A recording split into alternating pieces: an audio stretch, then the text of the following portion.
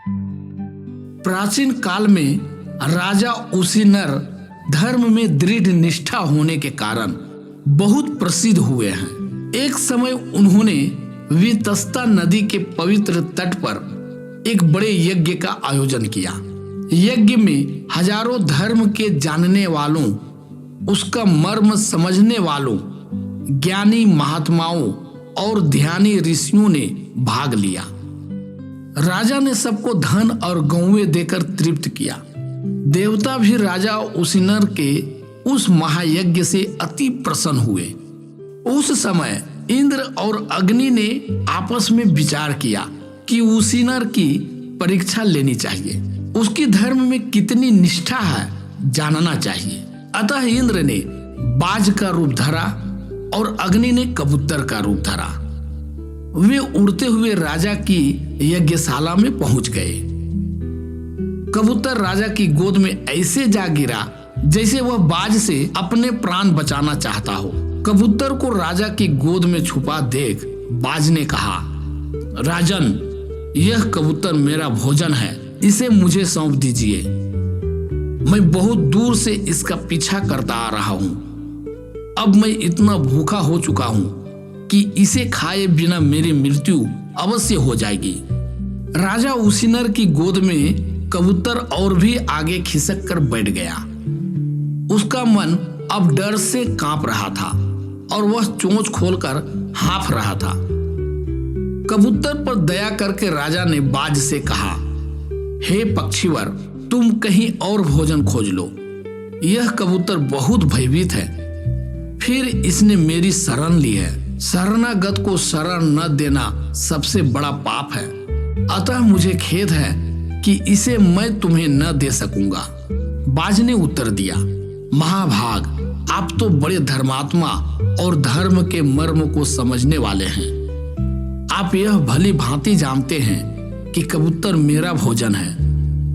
आप यह भी जानते हैं कि हम सभी अपने आहार पर ही टिके हुए हैं। आहार के बिना कोई प्राणी नहीं जी सकता। फिर किसी का आहार उससे छीन लेने का पाप भी तो भारी है। राजा उसीनर बाज की बात सुनकर चकित रह गए। वे कहने लगे, हे पक्षीवर, तुम धर्म जानने वाले हो। तुम्हारी बातों से स्पष्ट है कि तुम ज्ञानवान हो। धर्म की स्थिति उसकी गंभीरता से आंकी जाती है। आहार देना तो धर्म है ही, शरणागत की रक्षा उससे भी बड़ा धर्म है। तुम स्वयं ही सोच सकते हो मेरा उत्तर अब क्या हो सकता है। बाज ने तुरंत कहा, महाराज, कबूतर की रक्षा तो आपकी कृपा से हो जाएगी, पर मेरी कैसे होगी? मैं भूख से अवश्य ही मर जाऊंगा और मेरे मरने पर मेरा परिवार भी नष्ट हो जाएगा। इस प्रकार आपके एक प्राणी की रक्षा करने में कई प्राणियों का जीवन नष्ट हो जाएगा। मेरी मति तो यही कहती है कि आप एक के प्राणों को न देखकर वही काम करें जिससे कई के प्राण बचे। बाज की बातों से राजा उसीनर निरुत्तर हो गए। उन्होंने कहा, तुम्हें प्राण रक्षा के लिए मांस ही तो चाहिए। मैं तुम्हें अपना मांस इस कबूतर के भार के बराबर काट कर देता हूं। तुम मुझे खाकर तृप्त हो जाना, तब कबूतर भी बच जाएगा और तुम और तुम्हारा परिवार भी नष्ट नहीं होगा। बाज राजा की बात से सहमत हो गया। तब राजा उसीनर ने एक तुला मंगवा कर लटकाई। उसमें एक ओर वह कबूतर रखा और दूसरे पलड़े पर अपने जांघ काटकर मांस रखा। कबूतर कुछ भारी रहा, अतः राजा ने और भी मांस अपने शरीर से लेकर तुला पर रखा, पर अब भी कबूतर की ओर का पलड़ा नीचे ही रहा। उस स्थान पर उपस्थित सभी ब्राह्मण, ऋषि आदि बड़े आश्चर्य थे कि राजा उसीनर अपने शरीर से बार बार मांस काटकर तुला पर चढ़ाते जाते हैं, पर कबूतर के बराबर हो ही नहीं पाता। अंत में राजा उठकर स्वयं तुला पर जा बैठे और कहने लगे, मेरे पास तो अपना यह शरीर ही है।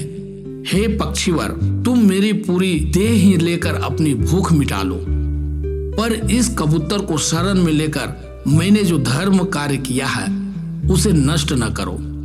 उसी समय वह बाज भूमि पर आ पड़ा और उसने इंद्र का रूप धारण कर लिया। वह कबूतर भी अपने रूप को छोड़कर अग्नि देवता के रूप में राजा के सामने आकर खड़ा हुआ। दोनों देवता बोले, उशीनर, तुम धन्य हो। हम तो तुम्हारी परीक्षा लेने आए थे और हमने तुम्हें कहीं भी किसी प्रकार भी धर्म में कमी नहीं पाया। तुम्हारा कल्याण हो। इतना कहकर वे इंद्र और अग्नि अपने स्थान को चल दिए।